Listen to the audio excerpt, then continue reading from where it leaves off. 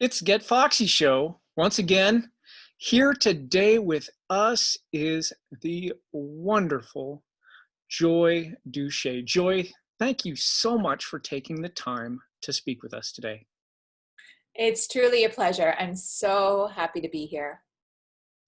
I was really curious about this joyful approach system that you've created.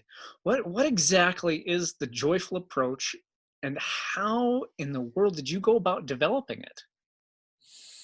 Thank you for asking. The joyful approach it's an integrative life system, and it stems from the holistic principles and also spiritual principles that I found to be the key fundamentals that when are in alignment, we can live a life where we're truly living with freedom, with love, with joy, and we're living in our own authenticity, our own truth. And when we can assess those areas of the life system and assess what needs course correcting, which areas need more tending to, and we can bring them into balance, we can live in full alignment. Now, Yeah, and so I formulated, you asked the question how I formulated this, and this was out of my own life experiences that stemmed originally from great adversity in my life, from suffering an ischemic stroke as the catalyst to an escalating amount of stress and PTSD and suffering with emotional pain, and then finally suffering an ischemic stroke at 29 years old. And that was pretty much the line in the sand where my life completely changed, where I experienced a great transformation in my life. And I embarked on a holistic path, a spiritual path. I became an avid runner. Just like really turned everything around. And I started to seek all different modalities from the holistic world and from spirituality, and really connecting the mind, the body, and the spirit. And I did tons of research, training, certifications, but essentially it was a life experiences and learning what was most essential. And when I came up with all of these, all of the key essential areas, the tenets of the integrative life system that were the ones that were most important, that is how I created this life system. I would say that it's also, I pay so much tribute to being guided spiritually, and the messages that also helped me to bring this into its creation. out of curiosity, what are some of these key tenets that you're talking about? So there are two tiers to the life system. There's the first tier and the outer tier. The first tier has to do with how we live our life day to day, and how it's all about like how we breathe, how we sleep, how we nourish our bodies, how we hydrate, how we move, and how we think, which has to do with our life purpose, like why we're here on the planet, right? What are we here to do? What are we here to share with the world? And then the outer layers, excuse me, have to do with our emotions. They have to do with the relationship. The most important relationship was the relationship with ourselves. And then the other relationships with, others, people that we love, and how we navigate those relationships. So those core tenets are setting boundaries, living intentionally, core values, having a daily practice, authenticity, self-love, and I think I covered them all on the outer layers. So those are the tenets of the joyful approach life system. Good grief! When you're talking life system, that's no kidding. You're going from daily life. I mean, you're connecting mind, body, and spirit here. This is very holistic. So where does one kind of start in the system? It sounds like it's pretty detailed. Yeah. So what we do is I have like a harmony wheel. I have a few harmony wheels that I will present, or, if you looked at the model of the joyful approach, I actually have my symbol right there. So there's like the inner layer, as you know, the inner categories. So when you just look at what's going on in your day to day, and you can just spend some time and you notice like how am I living, you know, according to my day to day, and what is, you know, out of balance, what needs more tending to. We start to pay attention, because if they're all connected, everything is really all connected, and then we can start to draw from the outer layers, like living more intentionally. We can set some intentions according to, you know, what needs more tending to even in the first tier of the joyful approach. I'll take some self-awareness. Absolutely. This is very, if this is, you know, it's an inner process. It's about spending time with yourself and taking a look inside. It's finally, you know, because I think we spend so much, you know, our society and our culture has really been very productive. And I think that, you know, times are changing now, and we're starting to realize that we need more self-care, and it's time to take that inward look, you know, inside, right? And uh, as opposed to being so busy and so productive all the time, right? And so if we could just, you know, spend a little more time with ourselves in quiet, you know, COVID gave us a great opportunity for that too. While we were experiencing really hard times, we also had the opportunity to get quiet and to kind of peer into the inner landscape and ask the question, like, what needs more attention in my life? What feels like, you know, it's been kind of like hiding under the rug and hasn't had some attention. So we start to assess that, and then that is where we're now having a more spiritual connection. It's more of like, as you said, mind, body, spirit. Because when we're just living very externally and we're just worried about, you know, what's going on the outside, it's very likely that we will experience some discomfort on the internal, and then that will start to surface in ways that can actually be through, you know, manifest into illness or to physical symptoms, right? Oh yeah, you are definitely talking my language there. I mean, as a traditional Chinese medicine practitioner, we talk a lot about yin and yang and the balance. Yin being, you know, the cooling, moistening, still, quiet type of thing, whereas yang is very hot and expansive and going and doing. And we just have this culture where we're constantly going and doing and exerting all of this yang energy, but we don't take the time for stillness, for quiet, for refreshment, for rejuvenation. And so being able to take that time to be in stillness and really be with oneself. I find so many of my patients get so caught up in that yang side of doing that they don't give themselves time to really be with themselves or develop that relationship with themselves. And in some ways, the doing is actually distracting them, or it's used as a tool to keep themselves away from really doing the inner work and you know, processing emotions from different traumas and such. So yes, this is big stuff here. Yeah, I love that. Thank you so much for bringing that in. And you know, I talk about polarity very often, and understanding the masculine versus feminine qualities, not the gender masculine, feminine, but in the qualities. And if we can, you know, use the masculine, feminine polarity as a barometer to notice, assess our own internal system, our own energies at times when we are very young. And I think that has to do a lot with what society has modeled, you know, the paradigm of what success means, and, you know, that we need to constantly be doing so much. I think that, you know, it's time for us to take a step back and lots of restorative healing is now trending. So, you know, sound baths, that's something that I provide.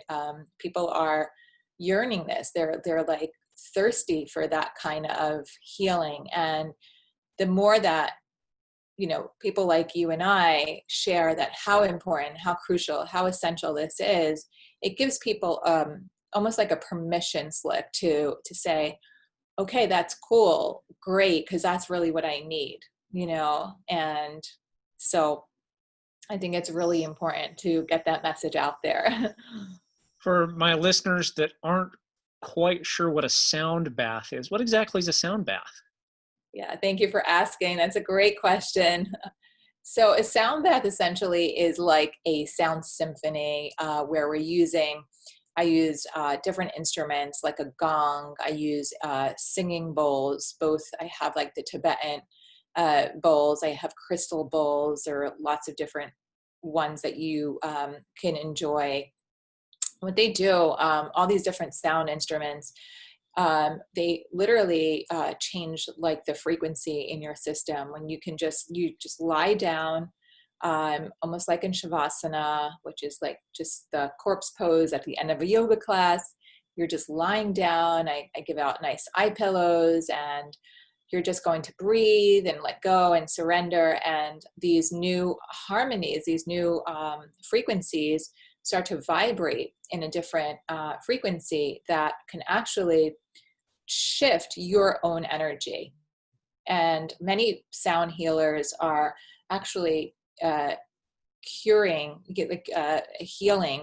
disease, illnesses, physical symptoms through these wonderful sound immersions. The way it was kind of described to me is, matter is energy, Mhm. and energy moves in through vibration. And so we all vibrate at a certain frequency. And the reason I was taught this is because I was taught how to use tuning forks on specific acupuncture points. And then the various frequencies of the tuning forks can shift the way that the energy moves in the body in different ways. So it's fascinating stuff. It really is. And I love, those tuning forks are amazing. Are you using them in sessions? Yes, a lot of times I'll use them if I've got patients who are very needle sensitive or just absolutely spooked of needles, then I won't use the needles. I'll just use the tuning forks. So And wonderful.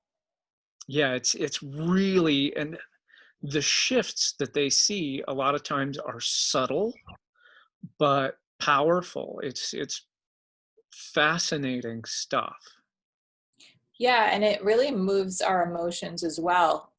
It's incredible. And lots of times I can even have visualizations through those sound healing sessions when I'm the receiver. Um, receive lots of answers too. I just feel so connected to my soul, in um, those sessions. Yeah. So with the sound baths, this is something that you recommend people do at what point in your program?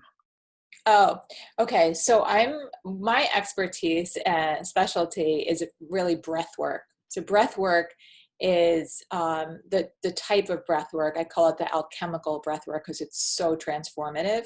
It's a way more active way of breathing in a meditation. It's an active meditation where we're breathing in a 3-part breath, and it's more rapid, right? It's circular. And this modality of healing, it's super potent for removing stuck energy in our body, for removing things from the subconscious. What happens is that we bypass the conscious mind and we're able to pull up lots of stored emotions, lots of old limiting beliefs that we're not even aware. So we're actually accessing different states of consciousness here. And it can be really intense in ways, like very cathartic sometimes. We can really have like a very visceral experience. We experience lots of sensations in the body, and sometimes people feel like they're levitating. Sometimes, it's just wild. And it's a time where we're really getting very connected with our spirit as well. And during this time, we're also experiencing an endorphin release as well. So it's wild because we're really opening up the heart chakra and so on and so forth. So I always begin first grounding people, then we move into the active meditation, and then I will facilitate the sound healing after for the restorative part of that session. So this is a typical joyful approach, breathwork / sound healing immersion. So there's two parts to what I do. I'm always beginning with like an intuitive coaching um, session where it's like talk therapy. We're just going to uncover the things that we're aware of. And usually there's just like at least one or two themes that I'll pull from the integrative life system that needs tending to. There might be a bunch of things, but the most important and prevalent ones that we're going to focus on. And then we'll move into the active part. This is where we're going to, have some kind of activation, some breathing, and then the restorative after. That sounds excellent. Like I'm already on board with it. Yeah, I love it. I really get so lit up when I facilitate. It's wonderful because it's always a transformative experience. Like I said, Out of the many folks that you've served, I'd like to know who's had the most outstanding transformation, who's really stood out for you in the work that you've done. Oh my gosh, I've had some really, really like epic transformations, people that I've worked with, and it's hard to say who is like the most, but I'm going to just reflect on one person that just came back. It was like full circle. She first came to a meditation on the beach with me a few years ago, and she was going through the most gnarly divorce that anybody would, like the worst nightmare that you could ever imagine. And she just came to my meditation, which was it was not the breath work. It was just a seated meditation on the beach. And she was just in tears because she never had a place where she felt safe to let go and just, share what was on her heart. That's what I always create in a group session, in a group. And I suggested that she come to me for a breathwork session, and it was completely on me because she had zero finances to afford a session. And she worked with me for a continuous, I think we're going on 3 years, and her life completely changed. I mean, I also help people manifest, and I'm a manifestation guide as well. And she is free now. She is living with so much joy. She actually just won $30,000 in a raffle, like just all the good things, all the blessings, and to just witness the growth and the transformation in her life. I'm just so stoked for her because, but she was devoted and she kept coming back for whatever she can. So Sometimes yeah. that's what it takes, is some real determination and what I would call stick-to-itiveness. Yes. I call it devotion, really. I mean, it's just like, I say it's not rigid. Like I never want people to feel like they need to have a rigid commitment, a rigid routine, but we run on the 80-20 rule. So 80% of the time we're doing it, 80% of the time we have a daily practice, 80% of the time we're, meditating or have a daily, like we're breathing and journaling or, whatever it might be that is in continuum. And then there's 20% where we're human. So that's when we see the results. Excellent. Joy, I'd like to know, what does Foxy and being Foxy mean to you? What's your definition of Foxy? Foxy to me means being embodied in your authentic self, being your true self and really sharing that brilliance with the world, and not being afraid to speak up and talk about how you really feel, talk about what's true for you. and to really just live in that beautiful brilliance and share your light with the world. Has there ever been a time in your life, and of course there has, because this is the question I ask everybody, and everybody has times where you have a hard time finding that foxiness. So what did you do, and what do you do in those times to reclaim it? That's an amazing question. I love that, Terry. So yes, absolutely. What happens is that in life, we were born brilliant. We're born beautiful, right? Just perfect the way we were, right? As we came in. And then along the way, conditioning, parenting, all that stuff, right, that we've taken on, it kind of masks us from our brilliance. And, we take on all of these masks and as the way that we're supposed to be, the way that we should be. And it takes us out of the alignment of who we truly are, right? So no matter how much we work on ourselves, we will run into those default patterns, right? And I can say, today I feel foxy, but tomorrow I might get thrown off and I might, go back into that spiral of, not believing in myself and feeling doubtful and feeling shameful. And then I start to feel like I need to hide and I put that mask back on. So I will know in a millisecond when I am feeling out of alignment. That's taking me out of my joyful alignment. And so what I do is I recenter. I know I need to sit my butt down on the meditation cushion or in meditation chair. I need to quiet that busy mind that's running with all these mind viruses that are saying all these negative beliefs that aren't true.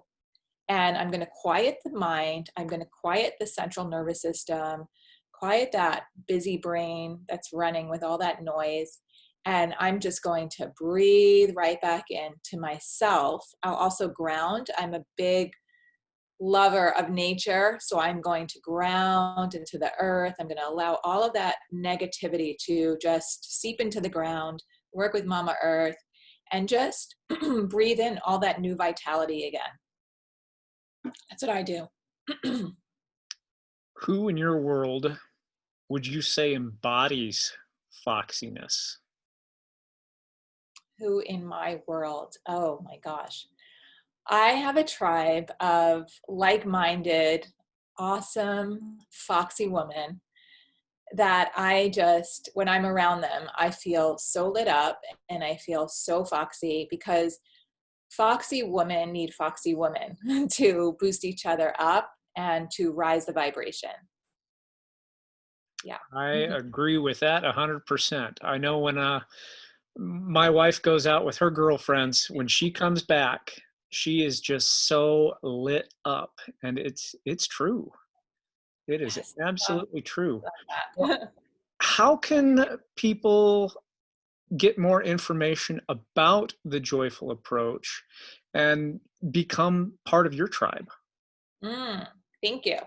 So you can find me at thejoyfulapproach.com. I'm the Joyful Approach on Instagram, and I'm constantly posting on Instagram. That's my main channel. Um, Lots of things going on.